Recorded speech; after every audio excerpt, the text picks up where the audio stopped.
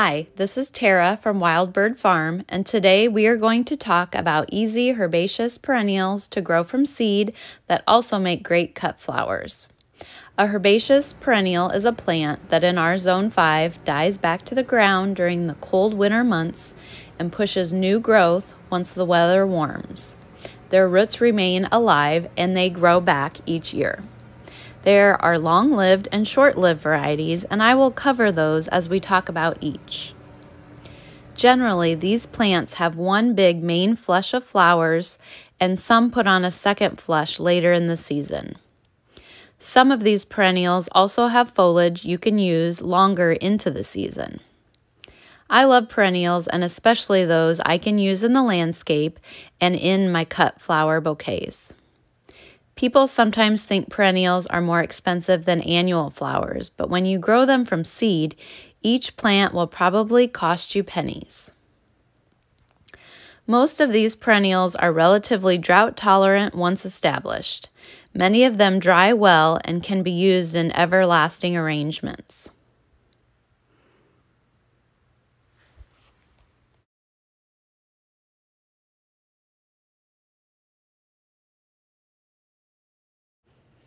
All right, let's get started. First up is the Delphinium, one of the true blue flowers in our garden. These vertical spikes of blooms usually have 1, 2, or sometimes even 3 flushes throughout the season. There are different varieties, including Magic Fountains and Belladonna. They are great cut flowers and also look spectacular left in your landscape. Look at that color blue. Delphiniums are long-lived, and their clumps grow larger each year. Most of these that you see here are second or third year plants. Next up is Feverfew, also known as Matricaria. There are different varieties, including singles and doubles, and my favorite comes from Johnny's and is called Tetra White, as shown here. This tends to be a shorter-lived perennial, I would say usually about 3 years, so I like to replant fresh every year or so I have a continuous supply. Here it is with the blue Delphinium. Isn't it gorgeous? Next up is Lupin, also known as blue bonnets. A popular variety is Russell. You may have seen meadows full of these if they are growing in the right environment. Each plant comes back year after year and puts on growth and shoots up more blooms. Lupin has sometimes been said to be tricky to start from seed, but I have found that if you nick the seed coat and soak, it pops right up. Next up is Yaro, and man, I love this perennial. There are lots of varieties, including summer pastels, Colorado mix, and summer berries. There's also a slightly larger white one called pearl or double diamond. This is a perennial and it also readily self-sows. I've found some starts outside of my rows this spring. The special and more vibrant colors sometimes tend to revert back to white after a couple of years, so it might be a good idea to refresh your plants if you see this happening.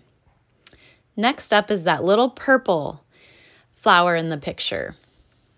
This is anise hyssop, also known as agastache. I think there's lots of different ways to say it. This is great to use as foliage, and the pollinators absolutely love it. Next up is another one of my favorites, Sweet William, which comes from the Dianthus family. One of my favorites to grow is called the Volcano Mix, but even grabbing a $1 packet from the Dollar Tree grows really well for me. In our Zone 5, Sweet William doesn't always get quite as tall as I need it for bouquets, and I do find that some plants die off after a winter or two. So again, you'll want to replant fresh seedlings every year or two to keep things looking nice. I have found that these grow great in my unheated hoop house. It has perennial eyes there. We've got 2 left. Are you still with me? Next up is sea holly or eryngium. This comes in shades of blue and white, also called glitter sea holly. It is extremely drought tolerant and is an excellent cut and dried flower.